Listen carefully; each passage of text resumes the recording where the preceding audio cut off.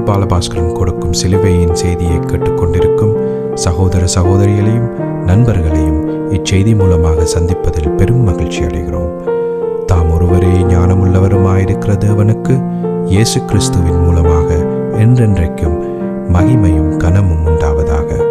ஆமீன்.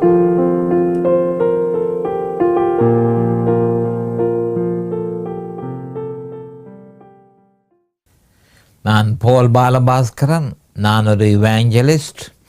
சிலுவையின் செய்தி என்ற இந்த நிகழ்ச்சியில் என் சகோதரர்கள், என் சகோதரிகள், என் நண்பர்கள் எல்லோரையும் சந்திப்பதில் நான் பெரும் மகிழ்ச்சி அடைகிறேன். இந்த அருமையான நேரத்தை கர்த்தராகிய இயேசு கிறிஸ்து எங்களுக்கு தந்திருக்கிறார். அவருடைய நாமம் என்றைக்கும் மகிமடைவதாக. இந்த நேரத்தில் கர்த்தருடைய வார்த்தைகளை உங்களோடு பகிர்ந்து கொள்வது எனக்கு மிகுந்த சந்தோஷத்தை அளிக்கிறது என்பதை நீங்கள் அறிந்து கொள்ள வேண்டும். அதே நேரம் நீங்கள் இந்த செய்தியை கேட்டுக்கொண்டிருக்கும் அதே நேரத்தில் ஏராளமான கிறிஸ்தவர்கள் இந்த செய்தியை அறியாதவர்களாக இருக்கிறார்கள். அவர்களுக்கும் இந்த செய்தியை கேட்பதற்கு நீங்கள் இந்த செய்தியினுடைய சுருக்கத்தை அவர்களுக்கு எடுத்து சென்று என்ன நேரத்தில் இதனை கேட்டுக்கொள்ளலாம் என்ற அறிவுறுத்தலை, இன்ஃபர்மேஷனையும் நீங்கள் அவர்களுக்கு கொடுக்க வேண்டும். தகவல்களை நீங்கள் அவர்களுக்கு கொடுக்க வேண்டும். என்றால் அவர்களும் இந்த மிக முக்கியமான வேத வார்த்தையின் தாற்பயத்தை அவர்களும் அறிந்து கொள்ள வேண்டும். இப்பொழுது நாங்கள் ரோமர் 6ஆம் அதிகாரத்துக்கு போய் முதலாவது வசனத்தை பார்ப்போம். ரோமர் 6ஆம் அதிகாரத்துக்குள்ள பிரவேசிக்கக்கூடிய பாக்கியத்தை கர்த்தர் எங்களுக்கு ஏற்படுத்தி தந்திருக்கிறார்.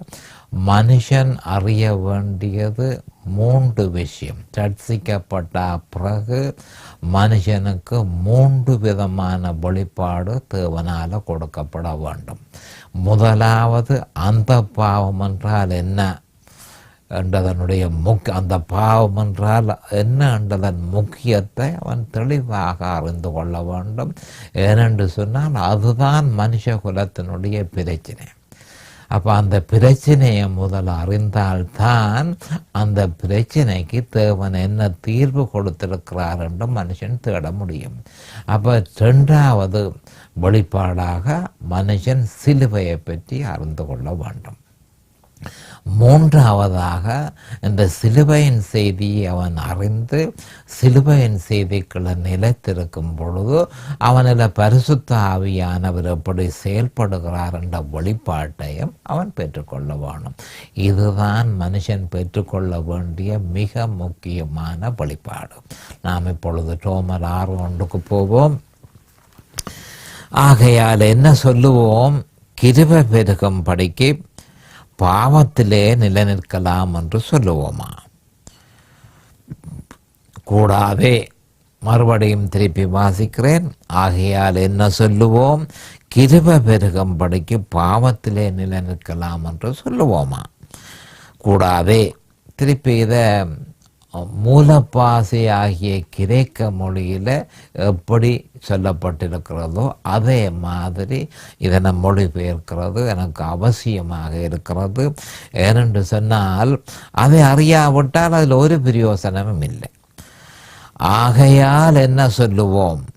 அந்த கிருபை பெருகும் படிக்கு அந்த பாவத்திலே நிலைநிற்கலாம் என்று சொல்லுவோமா? கூடாதே. அப்போ இந்த வசனத்தில் 2 மிக முக்கியமான சொற்களை நீங்கள் கண்டிருக்கிறீர்கள். ஒன்று அந்த பாவம், ஒன்று அந்த கிருபை.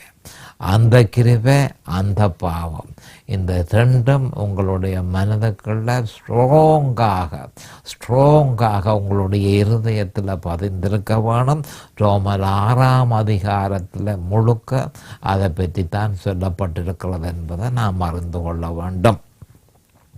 இப்பொழுது நாம் ஜெபத்துக்கு கடந்து செல்லுவோம். அருமையானங்கள் பிதாவே, உமக்கு ஸ்தோத்திரம். பரலோகத்தின் தேவனே, உமக்கண்டைக்கும் ஸ்தோத்திரம். இந்த அருமையான நேரத்தை நீர் எங்களுக்கு ஒதுக்கி தந்ததற்காய் உமக்கண்டைக்கும் ஸ்தோத்திரம். என் சகோதர சகோதரிகளை ஆண்டவரை ஆசீர்வதியும் அபிஷேகியும்.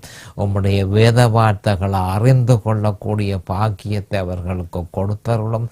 அதே நேரம் அடியேனையும் அபிஷேகித்து அவர்களுக்கு நிதானமான முறையில் போதிக்கத்தக்கதாக உம்முடைய பரிசுத்த ஆவியானவர் தாமே முன்னின்று போதனையை செய்ய வேண்டும் என்று இயேசு கிறிஸ்துவின் நாமத்தினால் கேட்டுக்கொள்கிறேன் பிதாவே. ஆமேன் and amen and amen. Hallelujah, hallelujah, hallelujah. Praise the Lord, praise the Lord, praise the Lord. Hallelujah, hallelujah to the Lamb of God. அருமையான தேவனே மக்கு ஸ்தோத்திரம் ஆண்டவரே. நாம் இப்பொழுது அப்போ இந்த ரோமர் 6:1 சொல்லப்பட்டிருக்கிற அந்த வேத வாக்கியத்தில் 2 மிக முக்கியமான சொல் அதை வேதத்தில் சொல்லப்படவில்லை, நீங்கள் சேர்த்து கொள்ள வேண்டும். அந்த கிருபை, அந்த பாவம். அப்போ நாங்கள் தற்பொழுது அந்த பாவத்தை பற்றித்தான் நாங்கள் பார்த்து கொண்டிருக்கிறோம். இந்த வேத வார்த்தைக்கு நான் தெரிந்து கொண்ட தலையங்கம் பாவ சுபாவம். பாவ சுபாவம், சின் நேச்சர் என்றதை நாம் அறிந்து கொள்ள வேண்டும். அப்போ கடந்த செய்தியில் குறிப்பாக நான் மிக முக்கியமாக என்னத்தை சொல்லியிருந்தேன் என்று சொன்னால், ஆதாமினுடைய குமாரர்கள் வீழ்ந்து போயிருக்கிறார்கள். ஆதாமின் குமாரர்கள் பரிதாபத்துக்குரிய நிலைமையிலே இருக்கிறார்கள். அவர்களுக்கு கிறிஸ்துவின் சிலுவையை தவிர வேறு எதையும் நிவாரணியாக மனுஷன் கொடுக்க முயற்சி செய்யக்கூடாது. ஏனென்று சொன்னால், தேவனால மனுஷனுடைய பிரச்சனையாகிய அந்த பாவத்துக்கு சொல்லப்பட்ட நிவாரணம் சிலுவையில் அறையப்பட்ட இயேசு கிறிஸ்து. அதை தவிர வேறு எதையும் கொடுத்தால் அதாவது ஒரு பிரயோசனமும் இல்லை, எந்த விதமான நம்பிக்கையும் அவர்களுக்கு ஏற்பட போவதில்லை, எந்த விதமான தீர்வும் அவர்களுக்கு ஏற்பட போவதில்லை. அப்போ இந்த பரிதாபகரமான ஜனங்களுக்கு நாங்கள் சிலுவையில் அறையப்பட்ட இயேசு கிறிஸ்துவை தவிர்த்து வேறு ஏதாவது வழியை பிரசங்கிப்போமா இருந்தால் நாம் பொய்யையே அவர்களுக்கு ஊட்டி விடுகிறோம் என்பதை கிறிஸ்தவர்கள் அறிந்திருக்க வேணும், கிறிஸ்தவ போதகர்கள் அறிந்திருக்க வேணும். தேவனால கொடுக்கப்பட்ட வழியை விட்டு வேறு வழியை அவர்களுக்கு கொடுத்து ஆதாமின் புத்திரர்களுடைய பரிதாபகரமான நிலைமைக்கு தீர்வாக தரப்பட்ட சிலுவையில் அறையப்பட்ட இயேசு கிறிஸ்துவை பிரசங்கிக்காமல் வேறு எந்த வழியை பிரசங்கித்தாலும் நாங்கள் அவர்களுக்கு பொய்யை ஊட்டுகிறோம், நாங்கள் அவர்களுக்கு வேதனையை இன்னும் கூட்டி விடுகிறோம். ஆனபடியால் போதகர்களாகிய நாம் மிகுந்த கவனமாக இருக்க வேண்டும். அப்போ நாம் இந்த நேரத்தில் அறிந்திருக்க வேண்டிய சில முக்கியமான உண்மைகள். இந்த உண்மைகள் மனுஷனுடைய இருதயத்தில் பலமாக ஊன்றப்பட்டிருக்க வேண்டும் என்பதே என்னுடைய விருப்பம். ஏனென்று சொன்னால், இது தேவனுடைய வார்த்தைகளிலிருந்து எடுக்கப்பட்ட மிக முக்கியமான ஒரு உண்மை. முதலாவது மனுஷகுலத்துக்கும் நித்திய நரகம். மனுஷகுலத்துக்கும் நித்திய நரகத்துக்கும் நடுவிலே இருப்பது சிலுவை, கிறிஸ்துவின் சிலுவை. கவனமாக கேட்டுக்கொள்ளுங்கள். நித்திய நரகம் இருக்கிறது. மனுஷன் தப்பினானோ, இந்த பூமியில கண்ணை மூடினானோ, தனக்கு கொடுக்கப்பட்ட வழியை அறியாமல் மனுஷன் கண்ணை மூடினாலோ நித்திய நரகம் அவனை வரவேற்கிறது. ஆனபடியால் மனுஷ குலத்துக்கும் நித்திய நரகத்துக்கும் இடையில் இருப்பது கிறிஸ்துவின் சிலுவை என்பதை நாம் எல்லோரும் அறிந்து கொள்ள வேண்டும். இரண்டாவதாக, மறுபிறப்பு பெற்ற கிறிஸ்தவர்களுக்கும் பொய்யான உபதேசத்துக்கும் நடுவில் நிற்பது இந்த கிறிஸ்துவின் சிலுவை என்பதையும் அறிந்து கொள்ள வேண்டும். ஏனென்று சொன்னால், கிறிஸ்துவின் சிலுவையை தவிர்த்த உடனே பொய்யான உபதேசம் ஆரம்பமாகும். சகல பொய்யான உபதேசங்களும் கிறிஸ்துவின் சிலுவையை தவிர்த்த உடனேயே ஆரம்பமாகிறது என்பதை நாம் அறிந்து கொள்ள வேண்டும். ஆனபடியால் மறுபிறப்பு பெற்ற கிறிஸ்தவர்களுக்கும் பொய்யான உபதேசத்துக்கும் நடுவில் கிறிஸ்துவின் சிலுவையை நிற்கிறதுன்ற உண்மையை நாம் அறிந்து கொள்ள வேண்டும். ஆனபடியால் கிறிஸ்தவர்கள் சிலுவைக்கு அப்பால் நகராமல் எச்சரிக்கையாக இருக்க வேண்டும். சிலுவைக்கு அப்பால் அவர்கள் நகருவார்களாக இருந்தால் அவர்களை நரகம் வரவேற்கிறது என்ற உண்மையை அவர்கள் அறிந்திருக்க வேண்டும். ஆயினும் சிலுவையை பற்றிய உபதேசம் உலகத்துக்கு இடரலை ஏற்படுத்துகிறது மட்டுமல்ல, துரதிர்ஷ்டவசமாக கிறிஸ்தவர்களுக்கும் பெரும் இடரலை ஏற்படுத்துகிறது என்பதை நாம் அறிந்து கொள்ள வேண்டும். மறுபடியும் சொல்கிறேன், இந்த சிலுவையை பற்றிய உபதேசம் சந்தோஷமாக வரவேற்கப்பட வேண்டிய ஒரு விஷயம். ஏன்? மனுஷனுடைய கஷ்டத்துக்கு, மனுஷனுடைய வேதனைக்கு, மனுஷனுக்குள்ளே இருக்கும் அந்த பாவத்துக்கு தேவனால கொடுக்கப்பட்ட வழி சிலுவையில் அறையப்பட்ட இயேசு கிறிஸ்து.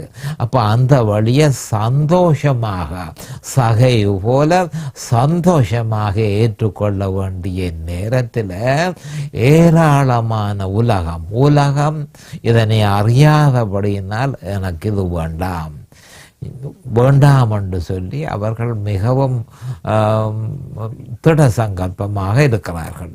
ஆனால் அதே நேரம் வேதனைக்குரிய விஷயம், இந்த சிலுவையை பற்றிய செய்திதான் மனுஷனுக்கு மகா சந்தோஷத்தை ஏற்படுத்துகிற செய்தி என்பதை அறிந்து கிறிஸ்தவர்கள் அதை சந்தோஷத்தோடு வரவேற்க வேணும்.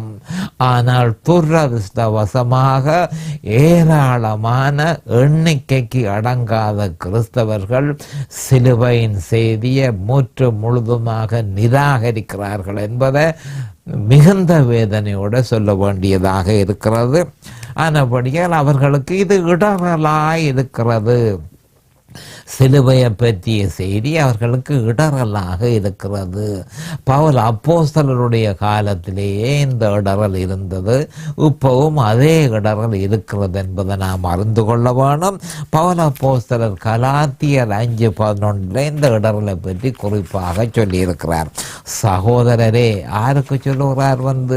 உலகத்துக்கு அவர் சொல்லல, கிறிஸ்தவர்களுக்குத்தான் சொல்லுகிறார். சகோதரரே, இதுவரைக்கும் நான் விருத்த சேதனத்தை பிரசங்கிக்கிறவனாய் இருந்தால் இதுவரைக்கும் என்னத்திற்கு துன்பப்படுகிறேன்?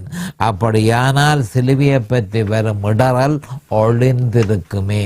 கவனமாக கேட்டுக்கொள்ளுங்கள், மிக முக்கியமான ஒரு விஷயம். அப்போ பவுல் அப்போஸ்தலர் சிலுவையை பற்றிய செய்தி அவருக்கு வெளிப்பாடாக கொடுக்கப்பட்டது. அவர் அதை ஜனங்கள் மிகுந்த சந்தோஷத்தோடு கிறிஸ்தவர்கள் அதை பெற்றுக்கொள்வார்கள் என்று சொல்லி சந்தோஷமாக அதை பிரசங்கித்தார்.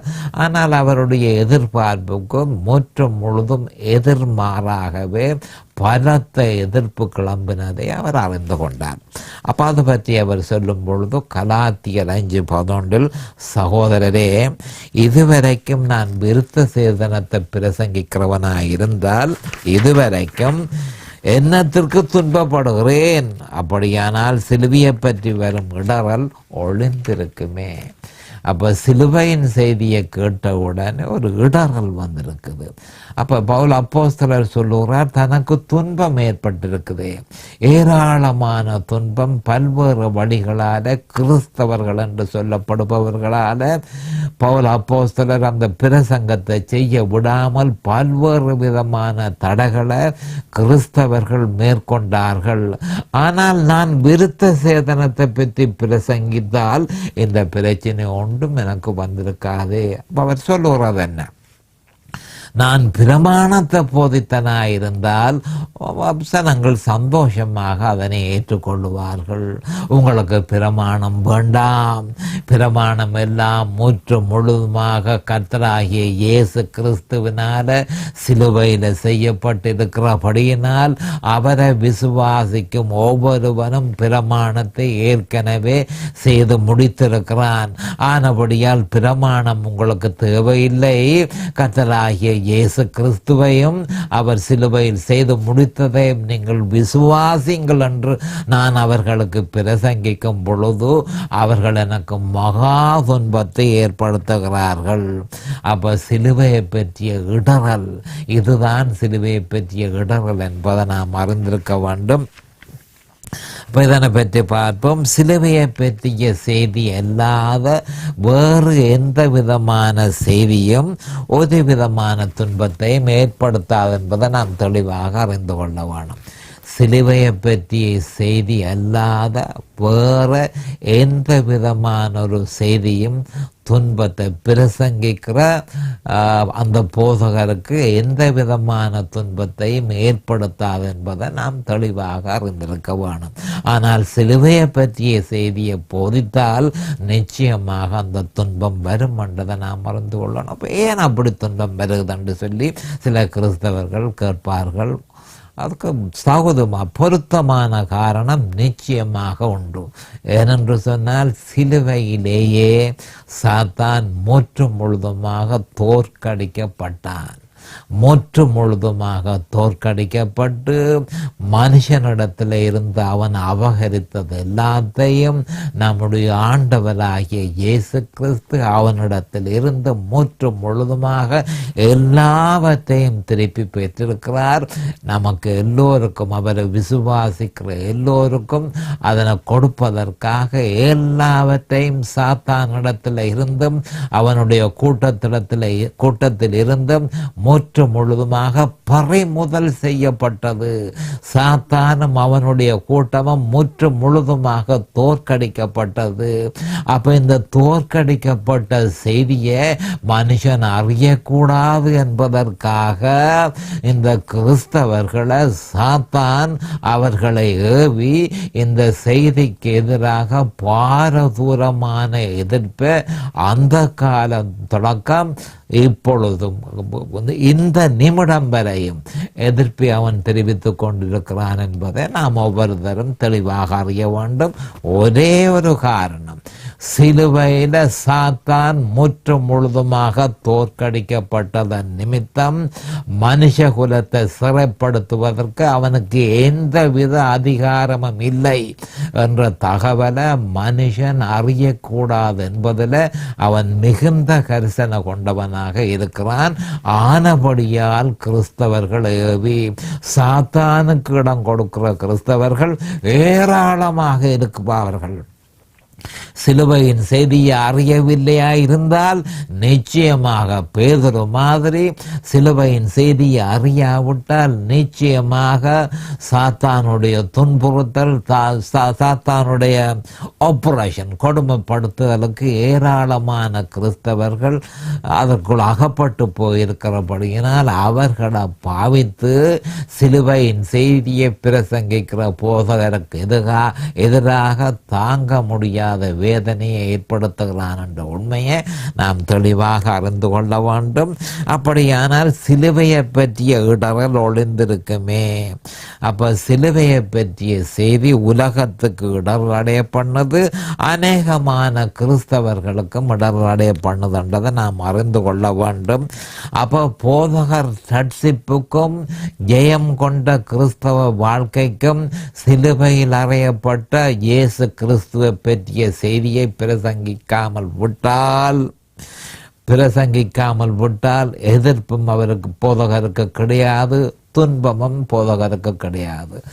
ஆனால் கிறிஸ்தவனோ அல்லது பாவியான மனுஷனோ ரட்சிப்பை பெற முடியாது. பாவியான மனுஷன் ரட்சிப்பை பெற முடியாது, கிறிஸ்தவர்களோ பரிசுத்தத்தை பெற முடியாதுன்றதை நாம் தெளிவாக அறிந்திருக்க வேணும்.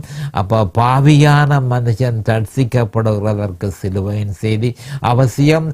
அதே மாதிரி ரட்சிக்கப்பட்ட மனுஷன் பரிசுத்தப்படுகிறதற்கு சிலுவையின் செய்தி முக்கியம்.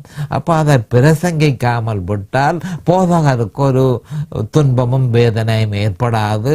ஆனால் கிறிஸ்தவர்களுக்கும் அதே நேரம் உலகத்துக்கும் ரட்சிப்பும் கிடையாது, பரிசுத்தமும் கிடையாது என்ற ஒரு உண்மையை நாம் அறிந்து கொள்ள வேண்டும்.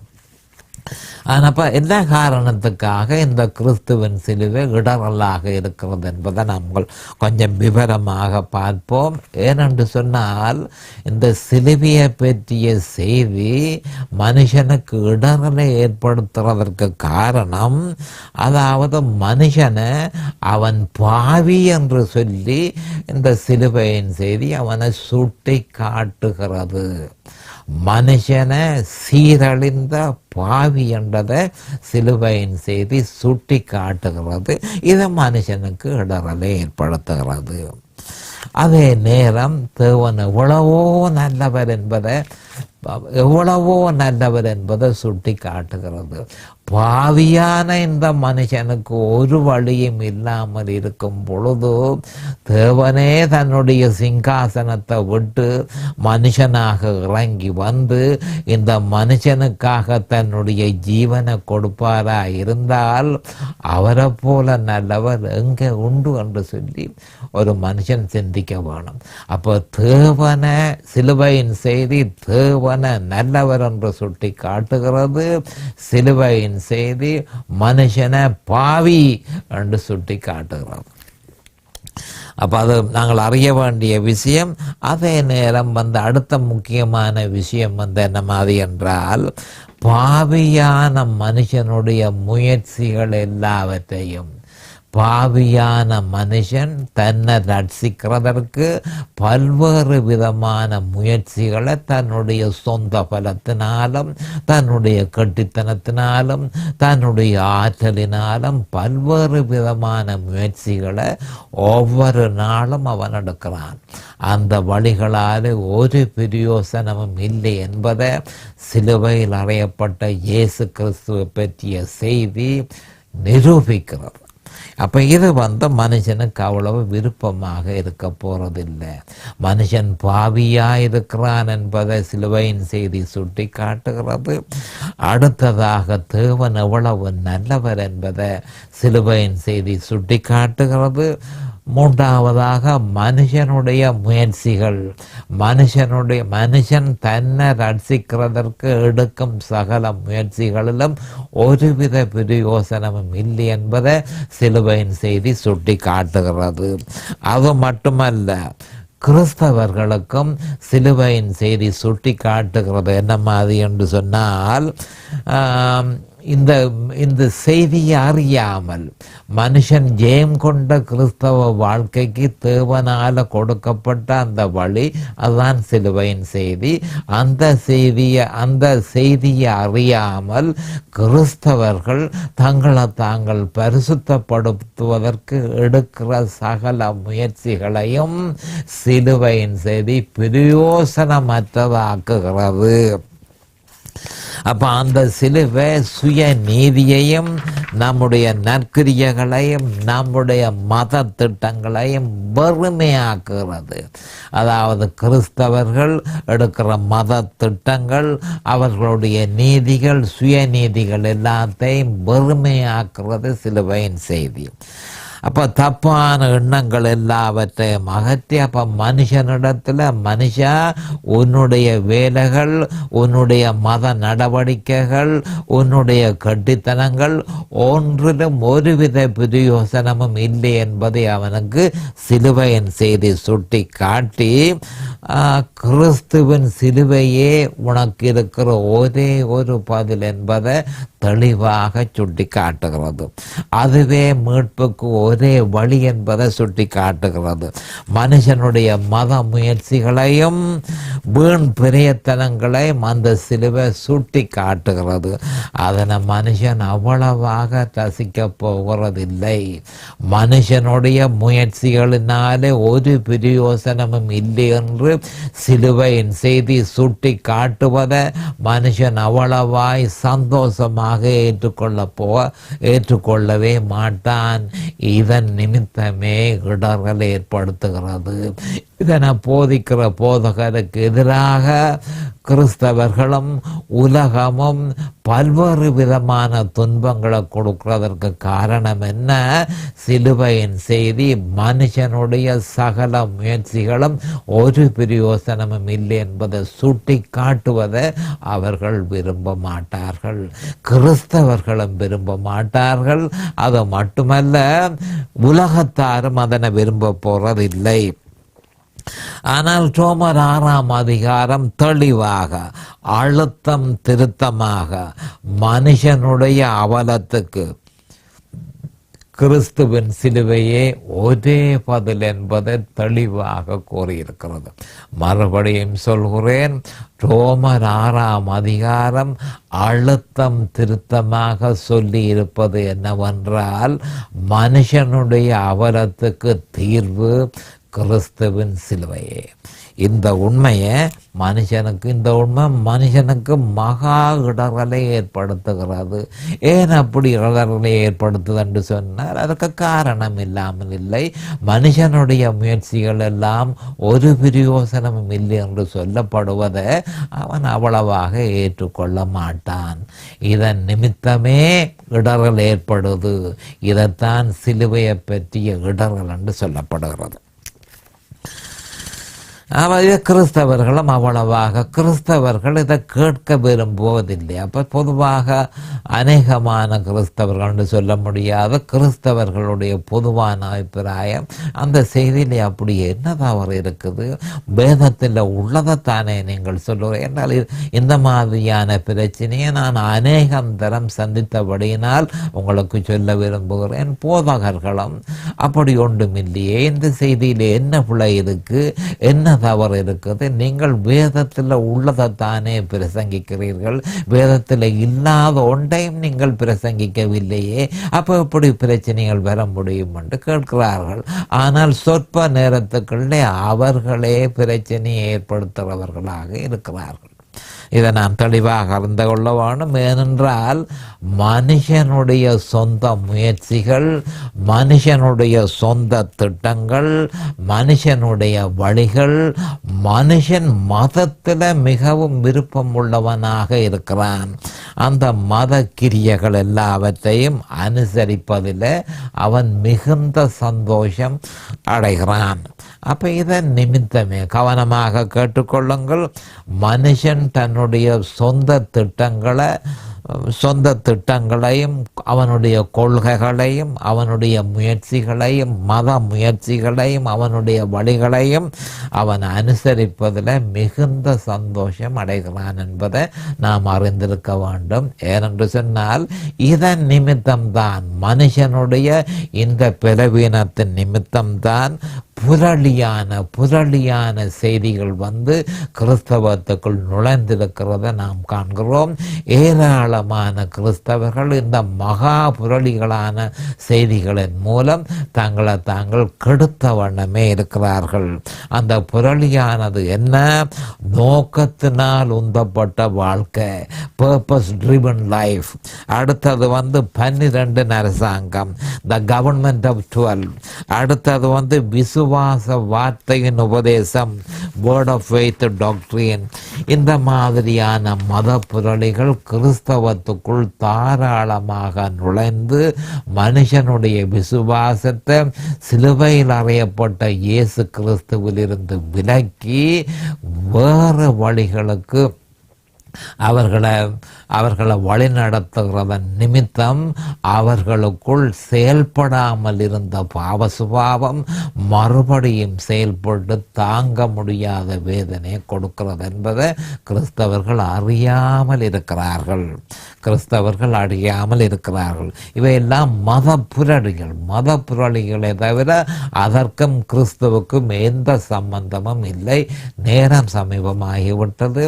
நான் அடுத்த செய்தியில் உங்களை சந்திக்கும் வரை கர்த்தராகிய இயேசு கிறிஸ்துவின் நாமத்தினால் நான் உங்களை ஆசீர்வதிக்கிறேன். அவருடைய கிருபையும் அவருடைய மகா இரக்கமும் உங்களுக்கு தாராளமாக கிடைப்பதாக இயேசுவின் நாமத்தில் பரிசுத்த பிதாவே. ஆமேன் and ஆமேன் and ஆமேன். ஹல்லேலூயா. இந்த சிலுவையின் செய்தியை கேட்பவர்கள் அதன் ஆவிக்குரிய பலனை பூரணமாக அடைய வேண்டும் என்பதே நம்முடைய பிரார்த்தனையாகும்.